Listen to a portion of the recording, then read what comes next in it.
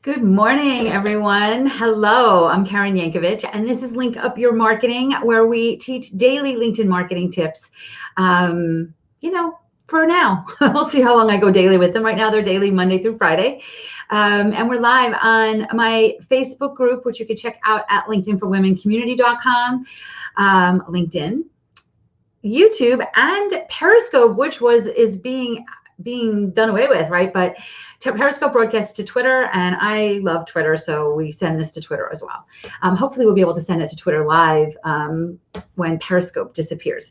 But anyway, what I'm here to talk about today is what I call the great debate on LinkedIn skills and endorsements. And if you guys are listening, you feel free to jump into this conversation, drop your comments in wherever you're watching, and I can see them, and I'll respond to you. So what I'm talking about are the things that you list on your profile as skills that your network can endorse you for. So what do I mean by that? LinkedIn gives us the opportunity to list the skills that we think we are good at, right? What are your skills? What skills do you have? So we can share that on LinkedIn, and then what then people can come in and endorse you for them and say, yes, Karen is good at this. I am a huge lover of this feature, and I know that a lot of people aren't, but I also teach it in a way that might be a little bit controversial. To me, it's hugely beneficial for your marketing, right? We haven't talked a lot about it. Maybe we'll talk about this later this week, but we haven't talked a lot about keywords on LinkedIn. You want to be using keywords on LinkedIn to get found for the kinds of things that you do, right? So if you are a money coach and you do speaking to women, if somebody's looking for a female money speaker, those are keywords you want to use. So somebody's on LinkedIn searching for those things, your name comes up, right? Skills is a way to feed into that algorithm. If you are endorsed 100, 200, 500 times for speaker, LinkedIn's going, yeah, we got to send this person profile to people when they're searching for a speaker, right? So I love that it helps bring us up in the LinkedIn search algorithm. It was brought up to me one time, which stuck with me, man, that we do a lot of work with ads. I do a lot of work with ads, right? We run Facebook ads. We're going to be running some LinkedIn ads. But ads, you put your content in front of people you hope are interested in what you do, right? You do some targeting and you hope that people that see your ad are interested. But when you do some work on the search on your LinkedIn account, on the search on your website, like SEO for your website and, SMO, social media optimization, or keyword strategies for your LinkedIn profile, you're putting your content in front of people you know are interested in what you do because they're searching for it, right? So skills gives us a way to come up in more of those searches. But there's a few things that you need to do, right? First thing you need to do is you'll notice that in your skills section, there's 3 that are listed on the top. You need to make sure that you reorder your skills so the top 3 things you want to be found for are at the top, because most people are going to endorse you for those things. So if one of the things, like I used to do IT, I was a project manager in the IT world, right? I still get endorsements for those kinds of things. So if I left project manager in the top, even though for years I was getting endorsed for that, people would continue to endorse me for that. I don't really want to be found as a project manager, right?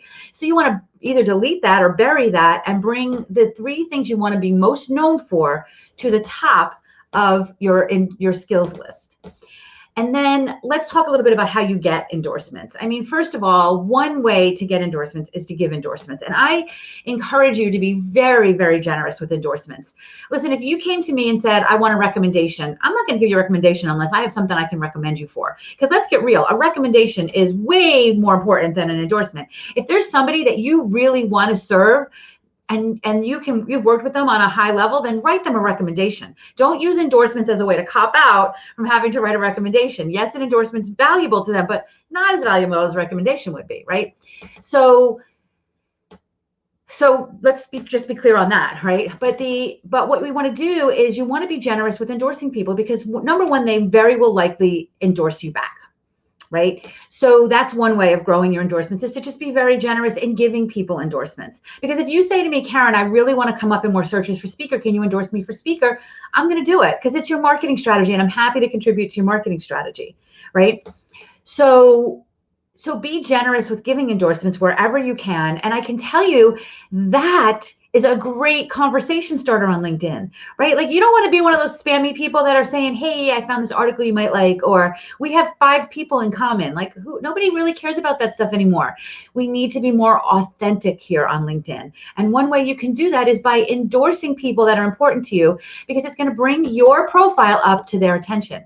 And very often they're going to respond and say, thank you so much for doing that. And that starts the conversation, right? Isn't it great to start conversations in this like feel good way, as opposed to these like spammy ways, right? You're just doing something nice for them. You're endorsing them. You're telling the world how good they are at something.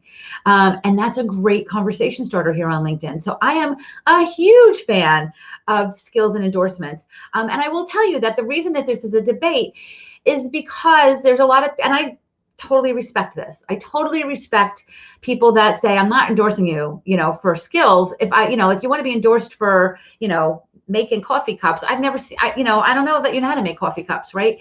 You're not giving them a recommendation. You're just giving them an endorsement. You're just saying, I endorse that this person is doing this. All right. So I feel comfortable giving that. If you don't, I get it. And I respect that. And that's fine. Don't do it. But if you embrace the huge value of endorsements, I can tell you that things are going to shift for you here on LinkedIn. Okay, so that's where I'd like you to get started. Check that out and let me know what you think. Drop some comments in and let me know what you think, where you land on this debate. All right, I will see you guys back here tomorrow.